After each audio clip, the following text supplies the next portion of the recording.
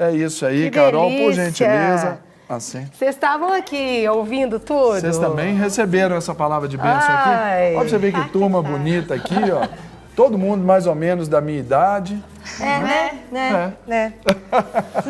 Aqui o médico falou que não pode contrariar. Não pode, tá? não. Porque senão ele fica nervoso. Então É deixa, isso né, aí. Sérgio? Fazer psicologia, pra tentar entender. Isso. Não, já estou fazendo análise, já está indo direitinho, está indo caminhando. É E isso agora aí. nós vamos falar sobre a escolha certa, né, Mônica? Exatamente. Sobre esse momento que não é nada fácil. A nossa escolha aí profissional, O vem curso chegando. superior. Ela já falou, uma ali já fez. Você quem é? Eu ainda não fiz, não. Ainda não? Já falou Todos da psicologia? Não, eu perguntei se alguém quer fazer psicologia, psicologia, porque sim. de repente já tem um caso de estudo, né, pastor? Você é um caso de Claro, estudo. eu sou um caso de estudo Isso. e eu vou Todos ser um dia. nós, né? Posso Mas- ser aí o cobaia de vocês. Conta pra gente, Pois Mônica, é. sobre esse tema hoje, trazendo, né, cada um para compartilhar um pouquinho daquilo que está vivendo, né? Pois é, essa fase é tão complicada, né? E a gente às vezes fica assim, gente, pessoas tão novas, né? Hoje que eu penso, gente, 17 anos, 16 anos, trouxe até a Raquel aqui, que é bem mais nova, tá no primeiro ano ainda, mas já tem que pensar sobre.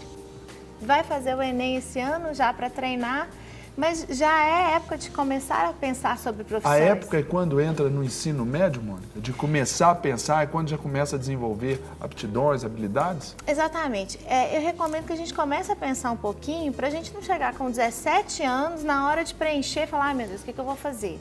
É bom a gente começar a treinar isso no primeiro ano do ensino médio, exatamente para que dê tempo da gente sonhar em ser astronauta, veterinário, porque é legal passar por todas essas experiências, né? E não tem nada de errado em Claro. mudar. Claro. Né? Melhor você mudar no primeiro ano do ensino médio, no segundo, do que mudar na faculdade. Ó, isso Né? quando isso aconteceu comigo. Eu falei, vou fazer odontologia. E me preparei para odontologia. E no final, sou advogada. Mas o que também não é Eu errado, queria caso fazer aconteça. direito e hoje sou pastor. Eu queria que cada um falasse seu nome, né? E falasse o que você, aonde você está mais tendencioso para poder o curso aí. Ou se não está tendencioso ainda para nada, compartilhe aí com a gente.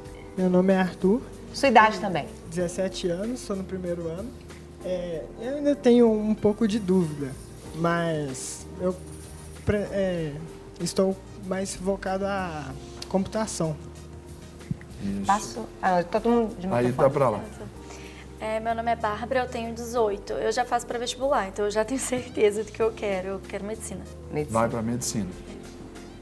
Eu sou a Raquel e eu ainda não sei ao certo o que é que eu quero, mas algo relacionado com a gestão pessoal. Isso.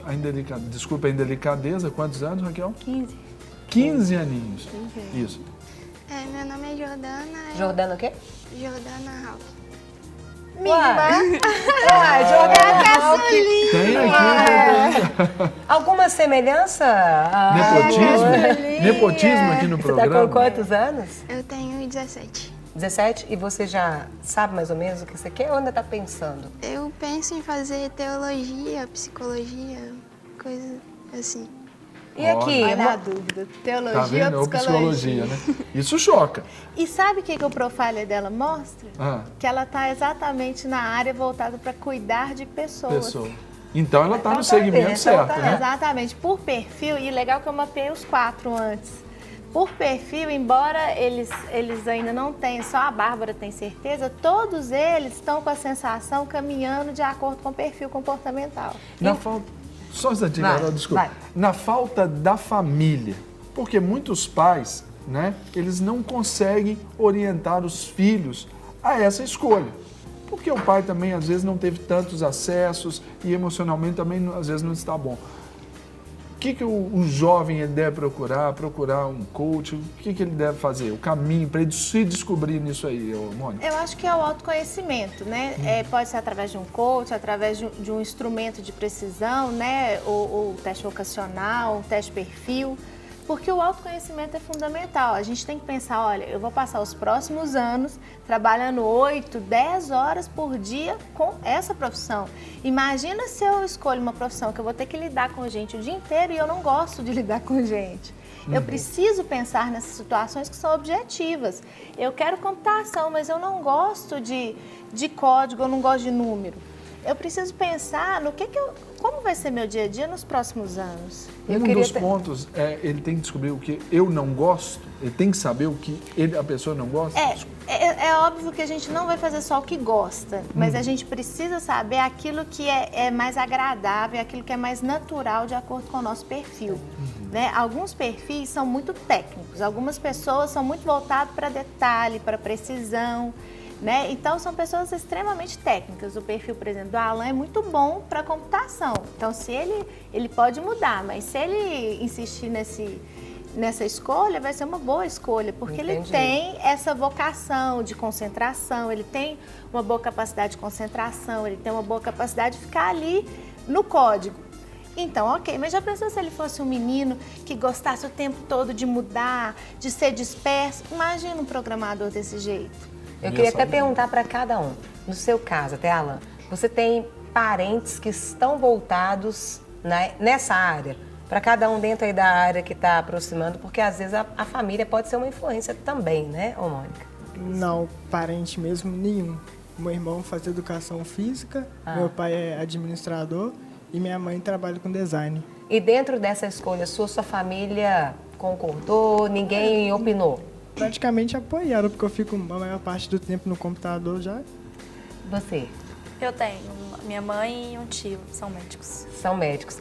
Então, sua mãe incentivava, não? Como que você observa? Não, assim, eu não lembro, nem criança, de querer outra coisa. Eu só lembro de querer medicina mesmo. Mas eu acho que não foi por influência da minha mãe, não. Não lembro dela também me incentivando.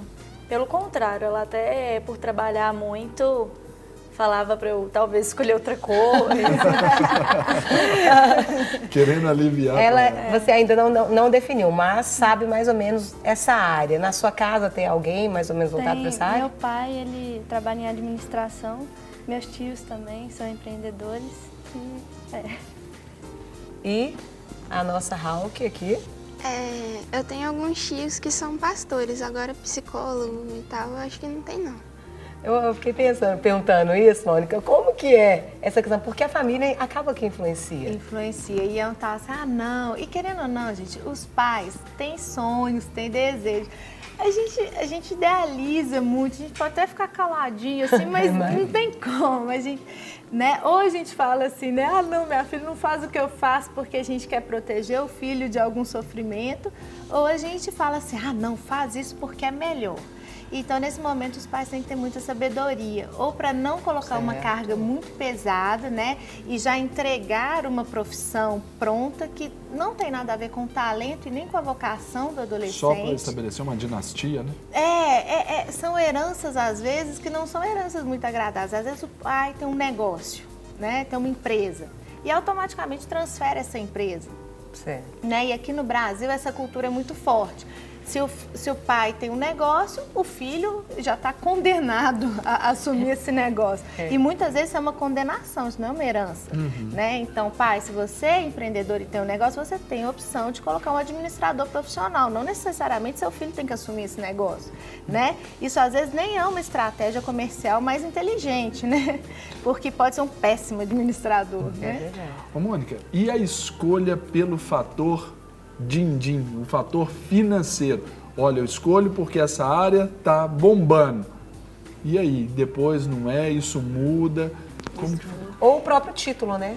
Esse título é bom. Bom, aqui no Brasil, normalmente a gente tem, né, as profissões que são mais estilosas, né? E tradicionalmente a gente tem, os doutores são bem, isso é tradicional, tem mudado muito, mas são as profissões mais bonitas, né? Até eu lembro que minha avó falava assim, minha filha, ou você vai ser médica, advogado ou engenheiro, era o trio, né? Você tinha que ser médico, advogado e engenheiro. E você chutou tudo próprio. De jeito nenhum. Mas eu lembro quando eu fiz 17 anos, tinha uma expectativa que eu fosse advogada. Tanto que eu cheguei a fazer vestibular para direito. passei e falei assim, ó, tá vendo, eu consigo, só que eu não vou exercer. Eu E tive a que pressão? mostrar isso. Bom, no meu caso, segundo meu perfil, eu falei, olha, tá vendo, eu fiz, eu passei, só que eu não vou exercer, eu vou fazer história.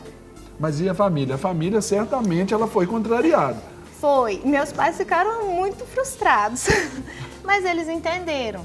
Porque eu falei, eu vou fazer história E e você nada conquistou mais. Você e tinha hoje- uma determinada maturidade para isso É. também, né, Mônica? Que às vezes não é algo que é tão forte nessa faixa etária. Você falou, É. era o seu perfil. E o meu perfil que não importa muito com a expectativa do outro. Eu tenho esse perfil, Isso. que é um perfil de não importar muito com a expectativa. Esse perfil é muito comum no meio das pessoas? No nosso caso é o executor alto. E eu tenho uma família, no fundo eu sabia que minha família ia me apoiar. Então eu sabia que meus pais, por mais que eu tivesse um sonho, meus pais queriam me ver bem. Então E eu a sua sabia que no dedicação? fundo eles iam achar Entendi, ruim na hora, entendi. mas eles iam acabar. Mas hoje, a sua dedicação, o seu empenho, hoje traz para eles esse fruto de prazer. Eu sabia Que eu é ia dar uma orgulho palavra de uma forma ou de motivadora para outra. quem vive essa angústia, né? Que se ele mostrar-se feliz naquilo que escolheu, E exatamente, porque no fundo, por exemplo, no caso dos meus pais, o que meus pais mais me ensinaram é o valor do trabalho.